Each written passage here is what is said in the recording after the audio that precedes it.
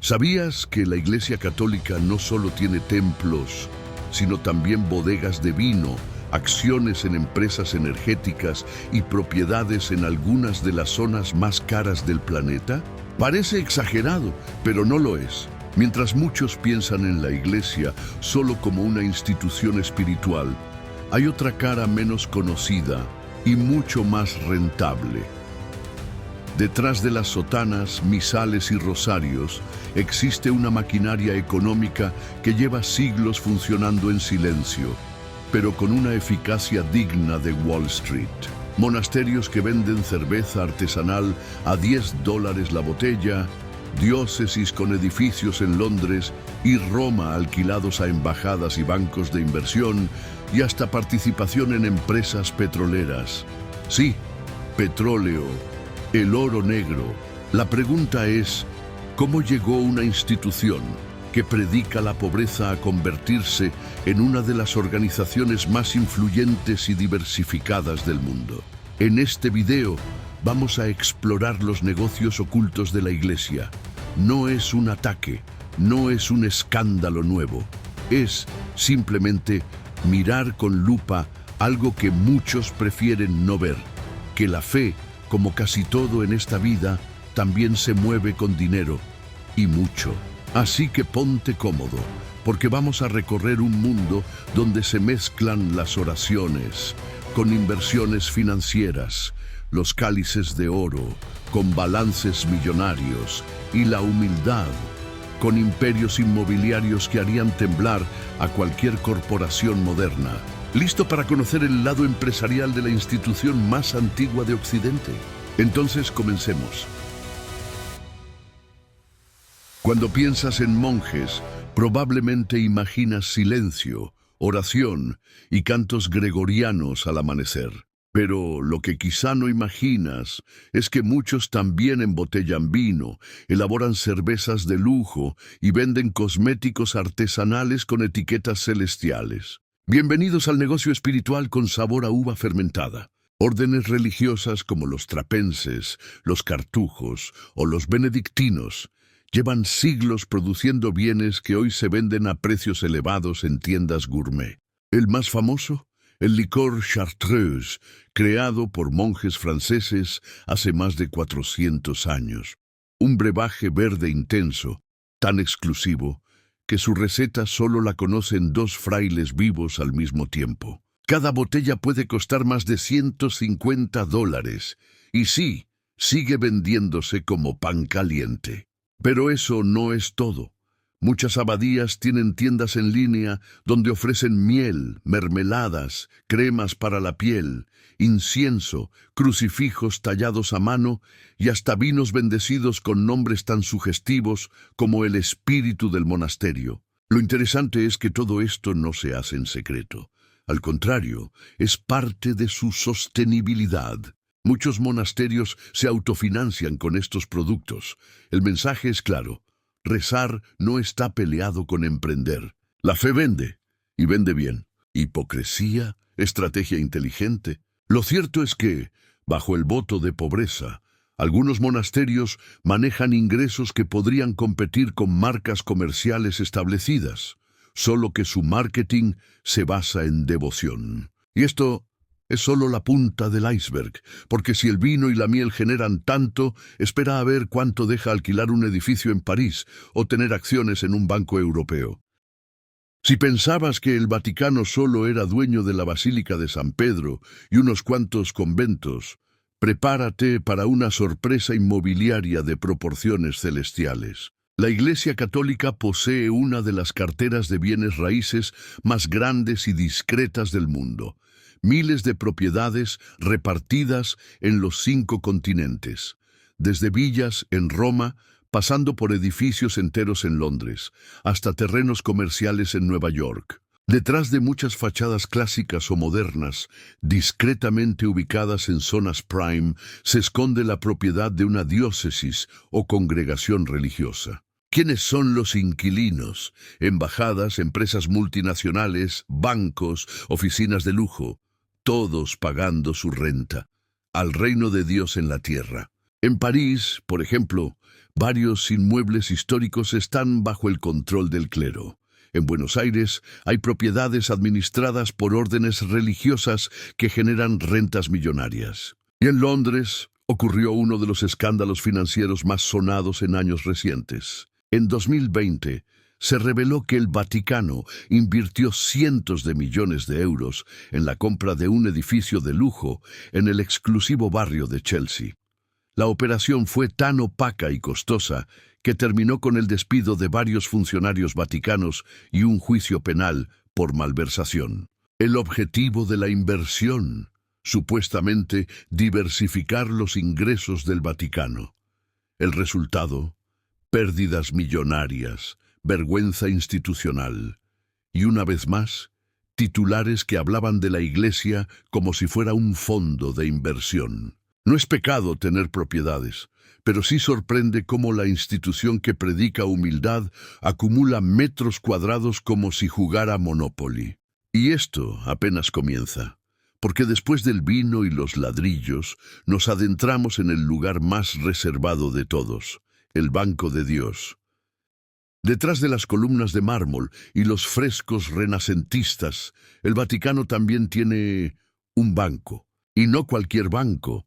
El IOR, o Instituto para las Obras de Religión, mejor conocido como el Banco de Dios, es la entidad financiera más misteriosa del planeta. No tiene sucursales, no da préstamos a particulares y no aparece en ninguna app de tu teléfono, pero mueve millones todos los años. Su misión oficial: administrar los fondos destinados a obras religiosas y caritativas. Su clientela: cardenales, diócesis, congregaciones, misiones en el extranjero y algunas fundaciones católicas. Hasta ahí todo bien, pero la historia se pone turbia cuando uno revisa los archivos. Durante décadas, el IOR ha estado envuelto en acusaciones de lavado de dinero, transferencias sospechosas y vínculos con paraísos fiscales. En los años 80, el escándalo del Banco Ambrosiano terminó con la quiebra de una entidad aliada al Vaticano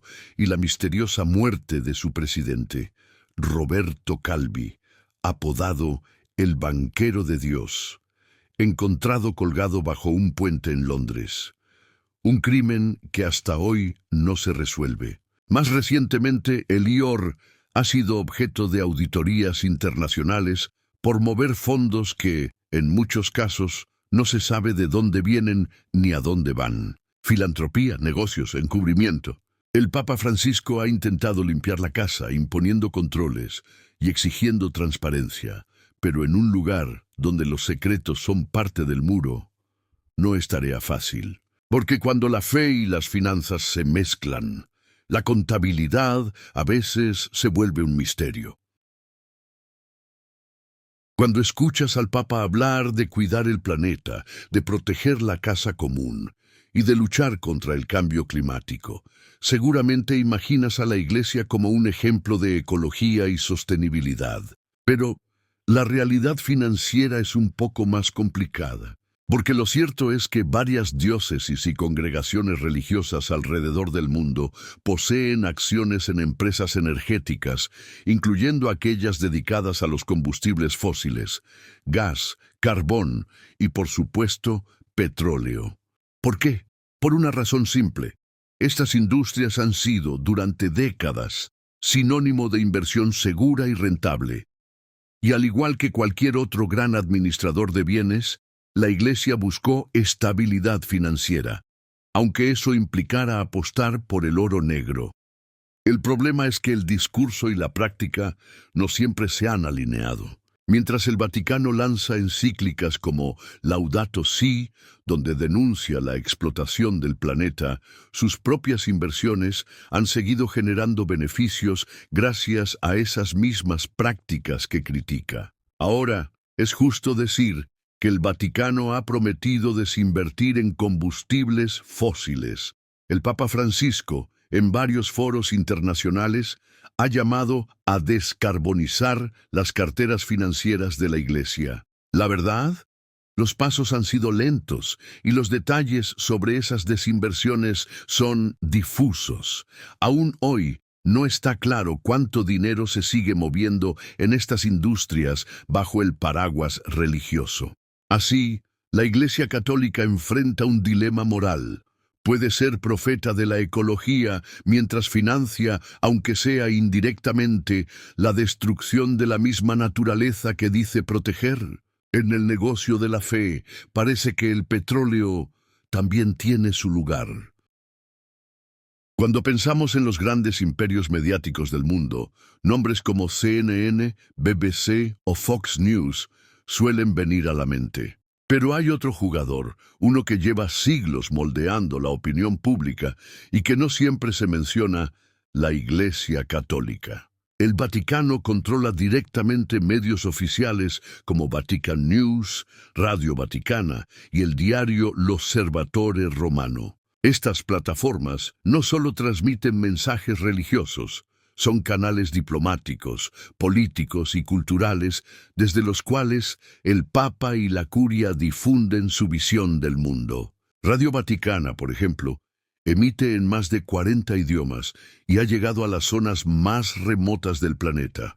Durante décadas fue una herramienta clave para contrarrestar dictaduras, promover la paz y, en ocasiones, proteger intereses eclesiásticos. Pero el poder mediático de la Iglesia no termina ahí. En el mundo moderno, conglomerados como EWTN, la red católica más grande de Estados Unidos, generan millones de dólares al año gracias a donaciones, ventas de contenidos, publicidad y eventos. EWTN no solo produce misas televisadas, organiza debates políticos, impulsa campañas sociales y tiene una fuerte presencia en plataformas digitales. Así, el púlpito ha evolucionado.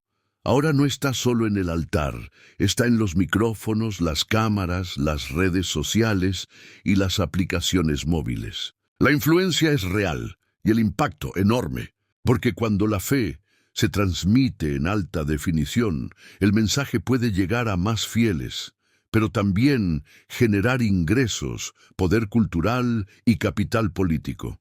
En el negocio de la fe, la comunicación es oro, y la Iglesia lo sabe.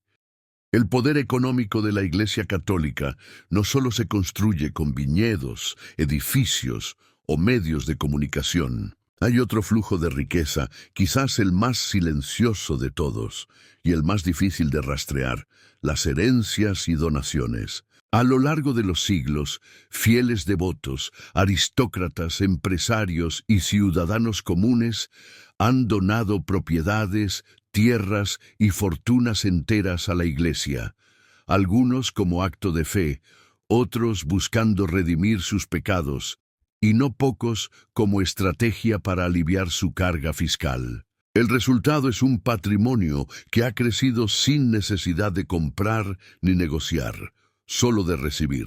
Pero aquí es donde empieza la zona gris. Muchas de estas donaciones terminan en fundaciones religiosas que, en teoría, se dedican a la caridad o al sostenimiento del culto. Sin embargo, algunas de estas entidades manejan millones de euros o dólares con fines poco claros. Sus actividades rara vez son auditadas y sus reportes financieros, cuando existen, son difíciles de acceder. En varios países, estas fundaciones gozan de exenciones fiscales totales o parciales.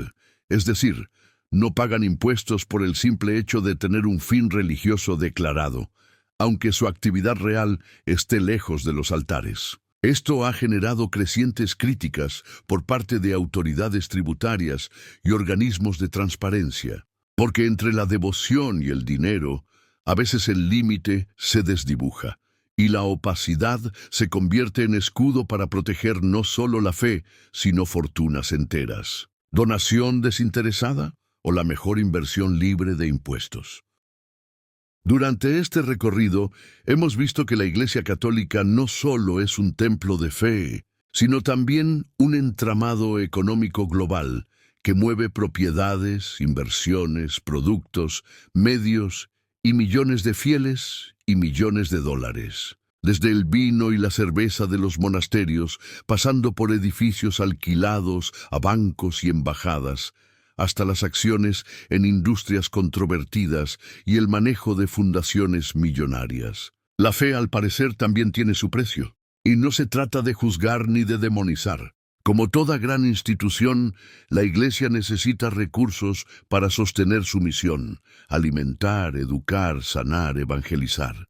Pero la pregunta que queda flotando es: ¿dónde termina la necesidad y dónde empieza la ambición? ¿Hasta qué punto se justifica acumular riquezas, inversiones y propiedades mientras se predica la pobreza y la humildad?